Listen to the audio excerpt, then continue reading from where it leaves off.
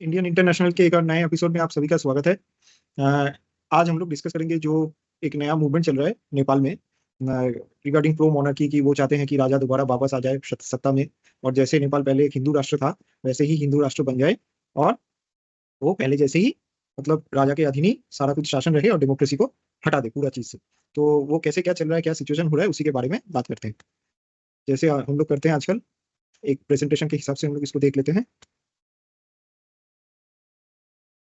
हाँ, तो pro monarchy movement in Nepal. अब पहले नेपाल के किंगडम के बारे में जान लेते हैं। सबसे पहले ये बहुत ही एक पुराना किंगडम है जो कि आज के दिन में एग्जिस्ट करता था 2008 तक। 1768 से लेकर 2008 तक ये किंगडम था। बहुत सारे राजा थे, बहुत छोटे छोटे टेन्योर का भी थे। तो उसमें जाएंगे तो एक दोबारा एक लंबा वीडियो बन जाएगा। और डायरेक्ट हम लोग आते हैं कि हिस्ट्री क्या है एक स्नैपशॉट के तरीके से। तो ये जो मतलब राजा है उनका वंशज है, वो शाह वंशज है, शाह ऑफ गोरखा। ठीक है, तो गोरखा जो भी मतलब नेपाल में रहते हैं, मैक्सिमम लोग हम लोग गोरखा के रूप से जाने जाते हैं। वो लोग इंडियन आर्मी का भी पार्ट है और वो ज्वाइन भी करते हैं। बहुत पुराना रिलेशन है इंडिया के साथ, मतलब जब भी से हिंदू रिलीजन का डॉक्यूमेंटेड टेक्स्ट है तभी से हम लोग साथ में ही रहते हैं। और उसके बाद तो यही किंगडम है 1768 से 2008 तक यही किंगडम था। तो कॉन्स्टिट्यूशनल मोनार्की में ये ट्रांसफॉर्म हो गया ट्रेडिशनल मोनार्की सिस्टम से। तो कॉन्स्टिट्यूशनल मोनार्की में क्या होता है, इन 1990s वहाँ पे वो लोग एक इलेक्शन हुआ, एक कॉन्स्टिट्यूशन बना। क्योंकि सिर्फ जब राजा थे तब तो वैसा कॉन्स्टिट्यूशन टाइप तो कुछ होता नहीं है कि कैसे शासन चलेगा क्या चलेगा, राजा जैसे बोलेंगे वैसे ही चलता है। तो कॉन्स्टिट्यूशन मोनार्की होता है कि एक देश का एक देश एक प्रजातंत्र की तरफ जा रहा है और एक कॉन्स्टिट्यूशन बना है कि देश का साधारण प्रिंसिपल क्या है, उसी के हिसाब से सब कुछ चलेगा। तो मोनार्की उसमें यह आया कि मोनार्की इज द टॉप, मतलब किंग ही सब कुछ है। तो सबसे आखिरी सिद्धांत उनका ही होगा। तो ये हो गया कॉन्स्टिट्यूशनल मोनार्की का कॉन्सेप्ट। डेमोक्रेटिक पार्लियामेंट आ गया 2006 में, से 2006 टू 2008 डेमोक्रेटिक पार्लियामेंट रहा। उसके बाद ये एक फेडरल डेमोक्रेटिक रिपब्लिक बन गया, जो कि पूरा जो डेमोक्रेटिक गवर्नमेंट इलेक्शन के तौर तरीके से फॉलो करके जो आया। हालांकि वो इलेक्शन भी इंडिया ने ही मतलब पूरा सपोर्ट किया था, कंडक्ट किया था। इलेक्शन कमीशन ऑफ इंडिया का सपोर्ट से ही हुआ था। तो और 28 मई 2008 में ये मोनार्की बाय डॉक्यूमेंट और हर तरीके से ये ऑफिशियली खत्म हो गया। और लास्ट राजा थे ज्ञानेंद्र वीर विक्रम शाह, और अभी इनका उम्र 77 ईयर्स है। यही चाहते हैं और नेपाल के बहुत सारे लोग भी चाहते हैं कि ये दोबारा ऐसा किंग ज्वाइन करें और सिंहासन में बैठे, और जो भी डेमोक्रेटिक प्रोसेस है उसको रिमूव कर दिया जाए और पुराना हिंदू राष्ट्र का किंगडम के हिसाब से वो लौट जाए। तो ये मोनार्की खत्म कैसे हुआ, इसका पूरा एक टाइमलाइन की तरफ से हम लोग देख लेते हैं। 1980s के लेट 1980s, उस टाइम पे अगर आप लोग को याद है या फिर बहुतों को शायद मालूम भी नहीं होगा उस टाइम क्या हुआ था। तो उस टाइम पे धीरे धीरे इंडिया का जो भी मतलब सिस्टम था, क्योंकि रशिया थोड़ा फॉल डाउन कर रहा था और इंडिया भी इस तरीके से ग्लोबलाइज्ड इकोनॉमी का पार्ट नहीं था। तो उस टाइम पे हम लोग का इकोनॉमिक स्लो डाउन चल रहा था और इकोनॉमिक क्राइसिस चल रहा था। और मोरलेस जो भी मतलब नेपाल है, नेपाल इस बहुत बहुत ही मतलब डिपेंडेंट था इंडिया के ऊपर, आज भी है। तो वो 1947 में जब ब्रिटिश यहाँ से चले गए तब भी एक जैसे ही इंडिया इंडिपेंडेंट हुआ, हम लोग का एक मोइत्री ट्रीटी हुआ कि दोनों दोनों को सपोर्ट करेंगे, सब कुछ करेंगे। और ये तो वो इंडिया का जैसे ही इकोनॉमिक सिचुएशन खराब होने लगा, नेपाल का भी होने लगा। तो वहाँ पे बहुत सारे राजा का अगेंस्ट मूवमेंट चलना चालू हुआ। जैसे ही लोगों के हाथ में पैसा कम आएगा, इकोनॉमिक लाइफस्टाइल ठीक नहीं होगा, तो वो डेफिनेटली ये कोई भी ठीक ठाक राष्ट्र में डेफिनेटली ये आपका लीड टू प्रॉब्लम क्रिएट होता है। तो उसमें उनको राजा को अपना पार्लियामेंट गठन करने के लिए डेमोक्रेसी की तरफ एक कदम बढ़ाना पड़ा, इलेक्शन करना पड़ा। उसके बाद वो 90s में ही, जैसे हमने आगे डिस्कस किया, कि वो कॉन्स्टिट्यूशन मोनार्की में चला गया कि डेमोक्रेसी की तरफ बढ़ रहे हैं। फिर 1996 से लेकर 2006 तक एक लंबा 10 साल का सिविल वॉर रहा, जो कि मतलब maximum motivated by the communist party of Nepal, Maoist की तरफ से हुआ। ये भी funded by and supported by directly और इनडायरेक्टली चाइना ही है। तो ये एक अलग अलग टॉपिक है, बाद में डिस्कस कर सकते हैं कभी कोई मुद्दा आए तो। तो उसके बाद इन बिटवीन मतलब ये जो 10 साल का टेन्योर था, ये बहुत ही डामाडोल का टेन्योर था नेपाल के पूरा, मतलब आफ्टर 1947 के बाद अगर हिस्ट्री को देखें तो ये बहुत ही डामाडोल का पीरियड था उस टाइम पे। मतलब इन बीच 2001 में एक रॉयल मैसाकर हुआ था, ये मतलब पूरा दुनिया हिल गया था। हमें हमें भी याद है, बहुत छोटे थे उस टाइम पे। तो नेपाल के जो युवराज हैं, वो एक मतलब कुछ आपका पार्टी चल रहा था जो भी मतलब राजा के घर में। तो सारे के सारे लोग थे वहाँ पे, मतलब पूरा मतलब डायनेस्टी का जितना लोग है बाहर से इनवाइटी सब कोई। तो युवराज जो थे वो यहाँ पे पूरा ओपन ओपन फायर कर दिया और रातों रात पूरा फैमिली खत्म हो गया। एक उनका अंकल को छोड़ के, जो ज्ञानेंद्र वीर विक्रम शाह है, उनको छोड़ के, और उनका वाइफ को छोड़ के, और दो तीन इक्के दुक्के लोग हैं, उनको छोड़ के पूरा पूरा डायनेस्टी का मतलब पूरा नामो निशान खत्म हो गया एक रात में। तो उसके वो एक बहुत ही बड़ा मैसेकर हुआ। उसके बाद ये जो रेवोल्यूशन जो चल रहा था या फिर सिविल वॉर जो चल रहा था जंगलों से, वो भी मतलब उठ के शहर में आ गया, काठमांडू को भी हिट किया, ये किया। तो टोटल कैओस हो गया। तो उस टाइम पे 2004 में इंडिया भी पूरा अपना मदद किया, और बैकडोर डिप्लोमेसी चलता रहा, यूनिफिकेशन चलता रहा आपका। तो ये करके उन्हीं लोगों को बिठाया, डिस्कशन में लिया ऑल तो 2005 में जितना भी 18 if I am not wrong 18 communist party और मतलब जो भी टेररिस्ट ग्रुप थे वो मतलब सामने आए, अपना आर्म्स छोड़े, पॉलिटिकल पार्टी फॉर्म किया और बाद में 2006 में इलेक्शन हुआ 2000। और ये मतलब आपका सीपीएन जो है प्रचंड का ग्रुप, तो वो पूरा पावर में आया, सत्ता सत्ता लिया और कॉन्स्टिट्यूशन चेंज किया और 2000 नया कॉन्स्टिट्यूशन बनाया 1 साल के दौरान, और 2008 में ये मोनार्की खत्म की। तो एक बार समझ लेते हैं कौन सा पॉलिटिकल पार्टी है आपका। जैसे हम लोग ने बोला सबसे पुराना पार्टी है यहाँ पे नेपाली कांग्रेस है, ये मतलब बहुत सारे हमारे इंडिया का जो कांग्रेस पार्टी है इनके साथ भी लिंक्ड है, आइडियोलॉजिकली बहुत सारा चीज मैच करता है। सीपीएन यूएमएल, तो ये आपका माओइस्ट और लेनिनिस्ट ग्रुप है, इनका यूनाइटेड यूनाइटेड एक पार्टी है। केपी शर्मा ओली जो आज के दिन में प्राइम मिनिस्टर है, आप लेफ्ट साइड बॉटम में जिनका फोटो देख रहे हैं यही अभी प्राइम मिनिस्टर है।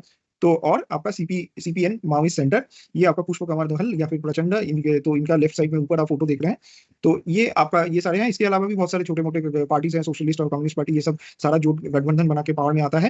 तो मोटा मोटी यही है। तो सोशलिस्ट पार्टी में एक just for people who are belonging to India, तो यूपी में जो हम लोग का एसपी है ना, समाजवादी पार्टी, इसी नाम से उन लोगों का भी एक वहाँ पे पार्टी है, और इवेंचुअली उनका चुनाव चिन्ह भी साइकिल ही है, क्योंकि यूपी के साथ हम लोग का नेपाल का रिश्ता बहुत ही मतलब क्लोज है।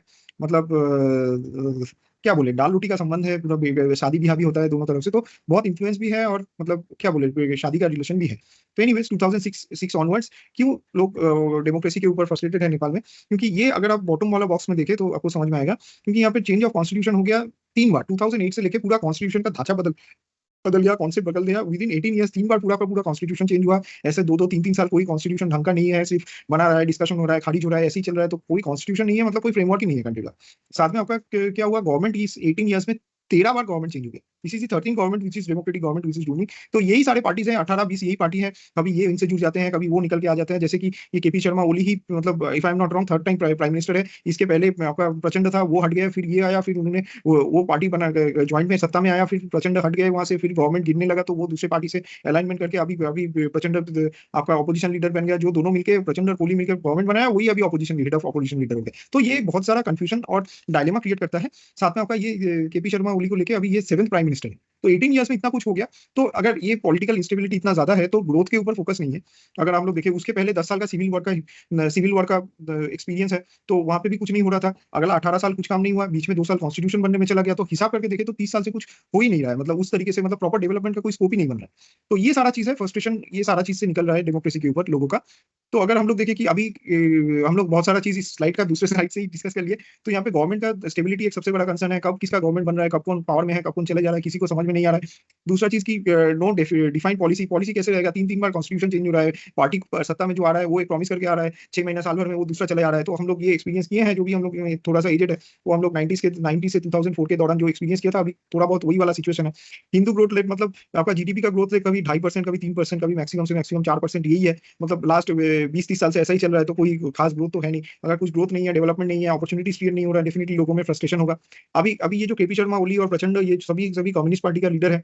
तो ये जो सत्ता में आए तो, और जब भी आर्म स्ट्रगल में जब भी थे ये सब पार्टीज लोग, तो ये भी मतलब प्रो चाइना थे। अब चाइना यहाँ पे northern part of the Nepal में बहुत सारा एरिया लैंड ग्रैब कर रहा है, अपना विलेजेस बना रहा है, सिटीज सिटीज तो नहीं कहेंगे, टाउन्स बना रहा है। तो ये सब उसको लेके भी ये लोग कुछ बोलते नहीं है। आर्मी भी, नेपाल का आर्मी भी फ्रस्ट्रेशन शो करता है, लोग भी फ्रस्ट्रेटेड है, लेकिन बोलता कुछ नहीं गवर्नमेंट यहाँ पे, क्योंकि उनका सारा प्रो चाइना अप्रोच है और एंटी इंडिया अप्रोच है। तो इनको हम लोग का बॉर्डर लेके भी कभी कोई डिस्प्यूट नहीं था, लेकिन लास्ट 5-6 साल में ये भी डिस्प्यूट आ गया केपी शर्मा ओली के सेकंड मतलब फर्स्ट टर्म के दौरान। तो ये सारा चीज है, तो ऑब्वियसली डेवलपमेंट हिट कर रहा है। तो और अभी अभी आज के डेट में सिचुएशन क्या है, सिचुएशन अभी ये है कि ये हमारे लेफ्ट में हम लोग देख रहे हैं ऑनरेबल ज्ञानेंद्र जी, जो भी किंग थे पहले। तो ये अभी एक 28 मार्च को यहाँ पे बहुत मैसिव मतलब प्रोटेस्ट हुआ। बहुत सारे लोग सड़क पे उतर आए। 2 लोग मारे भी गए इस चीज में, पुलिस ने लाठीचार्ज किया, सब कुछ किया। तो रिसेंटली ये मतलब किंग ज्ञानेंद्र बाहर थे, देश के बाहर थे। वो एक वीडियो पोस्ट करते हैं, सबको मतलब इनवाइट करते हैं कि आप यहाँ पे दोबारा एक बार हम लोग कि मोनार्की सिस्टम में जो वापस जाए वो नेपाल आते हैं।